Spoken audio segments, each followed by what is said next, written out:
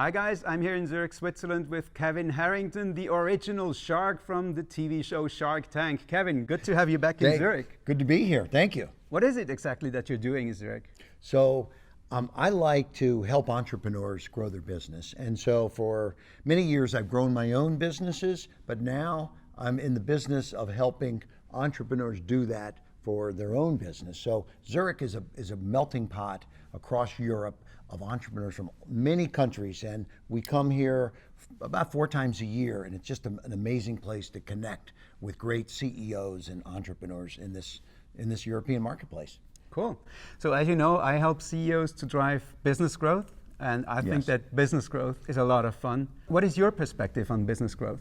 Well, I think one of the challenges that you run into as you're trying to grow your business is it's expensive, number one. How do you do that? You can just go spend a lot of money, but how do you do it efficiently? And in many cases, I help startups get their businesses kicked off. So in a startup mode, you have to be very conscious of the budget that you have and where you're spending that money. You can't just go, oh, let's just put on a national TV campaign. People that are starting a business don't have that kind of money. So I find that using guerrilla type of tactics and digital tactics and using Facebook and Instagram and I know we've talked about radio, there's ways to do these kinds of things that can be very powerful that don't always have to cost a lot of money. So what I like to do is help entrepreneurs, CEOs understand the places they can go and get the most bang for the buck, so to speak. What are some of the tips for these people, for CEOs who need to drive business growth? Maybe they have stagnated, nothing much is going, and maybe it starts in their head, doesn't it? Right. So I always say the first thing you need to do is surround yourself with some good experts, right? And in today's world, in the United States, I started in the as seen on TV space.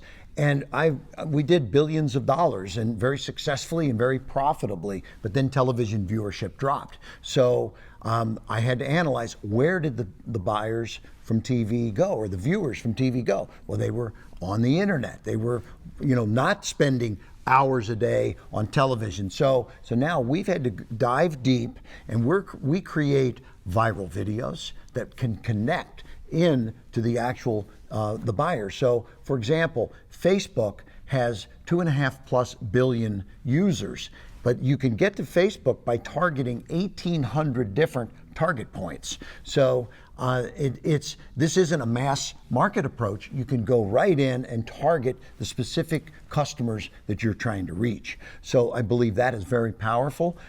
So get yourself a really good team of digital experts, and embrace digital is very important. And as you do this, there's one big thing many entrepreneurs, they forget to do. There's something called building your own brand, right?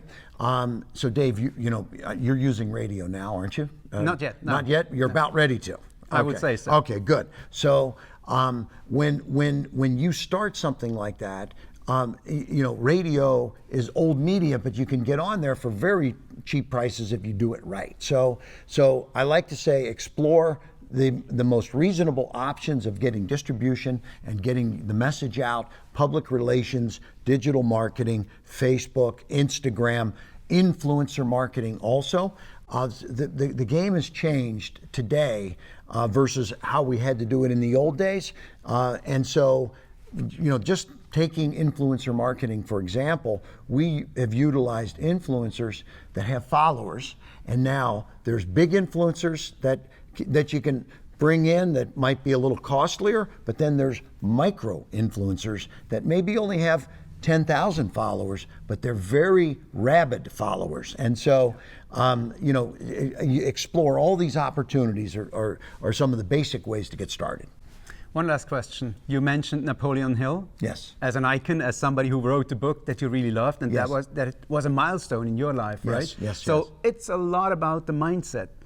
Anything that comes to mind when we talk about the mindset? Anything you would like to tell the CEOs of Zurich, Switzerland, and everywhere in the world? Well, Napoleon Hill had a very powerful saying, and it was, whatever your mind can conceive and you believe, you must be able to achieve. And I have another way of saying it from another famous person that was around the same time as Napoleon Hill, and it was whatever you vividly imagine, ardently desire, sincerely believe, and enthusiastically act upon must inevitably come to pass. And so if you follow those steps, including Napoleon Hill's steps, you're going to have a very powerful mindset about waking up in the morning and being able to achieve the things that you believe in. So, but there's one step there. It's called enthusiastically acting upon. So you must, aggressively pursue things. And I think this is where a lot of people fall short. They see it, they believe it, they want it, but they just don't enthusiastically act upon it. So once you put all that together, you're going to kind of get what you want. So hopefully you're paying attention and you're going to do those things. So great. All right, man. Thank you very much, Kevin. Okay. I look forward to seeing you again, and it was great to have you here. Great Thank to you be very here. much. Thank you. Take care.